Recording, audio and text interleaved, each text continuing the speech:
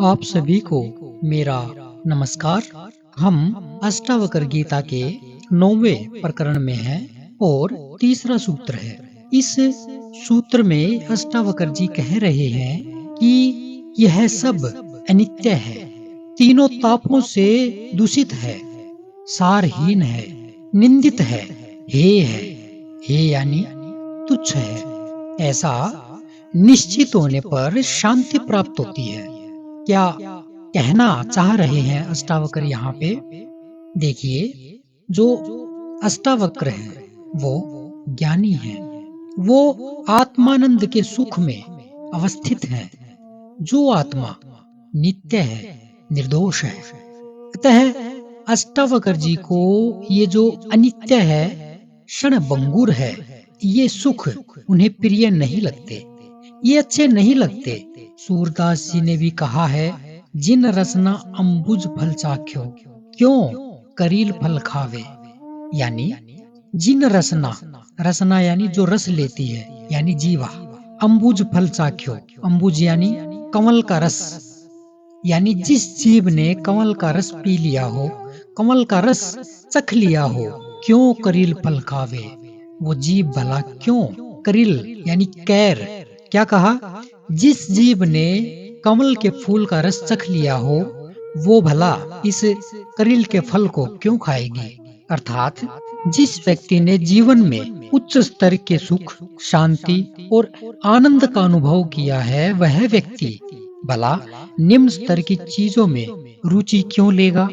इसलिए अष्टावक्र जी कह रहे हैं कि ये जो सांसारिक सुख है, जो ये भोग हैं, ये सारे के सारे अनित्य हैं। ये सदा रहने वाले नहीं हैं। ये तो ठीक 4 दिन की चांदनी मात्र हैं। ये विनाशी हैं, नष्ट होंगे ही। और ये आध्यात्मिक, आधिदैविक और आदि भौतिक तीनों प्रकार के तापों से दूषित है। क्या कहा? ये आध्यात्मिक ताप यानी आध्यात्मिक जीवन को गहराई से समझना, आधिदैविक यानी अपने दैनिक जीवन को गहराई से समझना, और आधि भौतिक यानी अपने भौतिक जीवन को गहराई से समझना। इन तीनों तापों का उद्देश्य व्यक्ति को अपने जीवन के जो उद्देश्य हैं और अर्थ हैं, उसको समझने में सहायता करता है।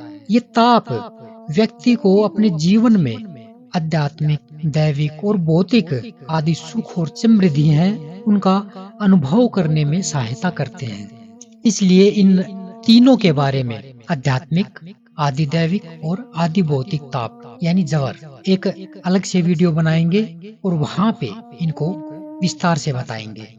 तो कह रहे हैं, ये जो आध्यात्मिक, आदि दैविक और आदि भौतिक 3 प्रकार के तापों से दूषित है। क्या? ये संसार। इसलिए इसमें कोई सार नहीं है, कोई अर्थ नहीं है। बार बार वही जन्म लेना और मर जाना, बार बार उन्हीं कर्मों को भोगना, यश अपयश, लाभ हानि, सुख दुख, पीड़ा क्लेश आदि का हर जन्म में हिसाब रखना, वही बचपन, जवानी, बुढ़ापा, स्त्री पुरुष, पुत्र, सगे संबंधियों का अच्छा बुरा अनुभव करना, इसमें क्या सार है। इसलिए जो सारहीन है, उसे प्रशंसनीय कैसे कहा जाए। वह तो निंदा के योग्य है, हेय है, यानी तुच्छ है, छोटा है, उसकी कोई उपयोगिता नहीं है जीवन में। जिस व्यक्ति को भी ऐसा निश्चित हो जाता है, वही आत्मज्ञान का अधिकारी है, और आत्मज्ञानी को ही शांति प्राप्त होती है। जो संसार के विषयों में रुचि लेता है, जो इस संसार के भोगों से आनंदित है, जिसे यह संसार ही सारभूत दिखाई देता है, जो संसार की भौतिक उन्नति को ही उपयोगी समझता है, वह उस आत्मज्ञान के सुख से वंचित रह जाता है। ऐसे व्यक्ति को अगर संसार में सब कुछ मिल भी जाए, तो भी उसे शांति प्राप्त नहीं हो सकती। वह हमेशा अशांत रहेगा, उद्विग्न रहेगा और आत्मग्लानि से भरा ही रहेगा, और चिंता से तो ग्रसित रहेगा ही। मात्र आत्मज्ञान ही शांति प्राप्त करने का उपाय है। इसके सिवा और कोई उपाय नहीं है। इसलिए हर मनुष्य का ये फर्ज बनता है कि वो स्वयं को जाने, वह अपनी लालसाओं को, अपने मन को, अपने इस मन की पकड़ को जाने, उसे समझे और फिर जीवन का वो आनंद ले। अगले सूत्र में कल फिर मिलेंगे, तब तक के लिए नमस्कार।